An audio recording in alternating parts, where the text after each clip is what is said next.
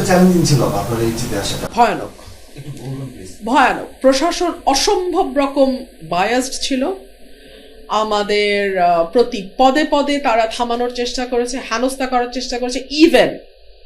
Even প্রশাসন আগের দিন, ভোটের আগের দিন চেয়ারম্যানদের ডেকে নিয়ে গিয়ে বলেছে যে আপনারা তো আমাদের লোক, আপনারা বুঝে ভোট দিয়েন। সো এরকম দুষ্টামি প্রশাসন করেছে। এবং আমি বলবো যে এই যে পলিটিশিয়ানদের তাচ্ছিল্য করা, এটা হচ্ছে গত 15 বছরের সংস্কৃতি। কারণ প্রশাসনের উপর নির্ভর করে গত 15 বছর সরকার চলেছে।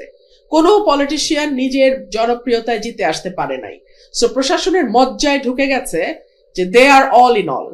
কিন্তু ব্রাহ্মণবাড়িয়া 2-তে তারা বুঝতে শুরু করেছে যে মানুষ হচ্ছে অল ইন অল।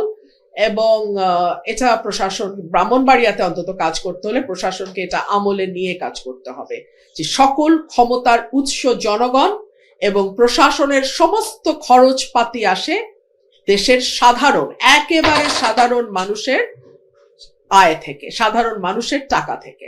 এটা প্রশাসনকে বুঝে কাজ করতে হবে।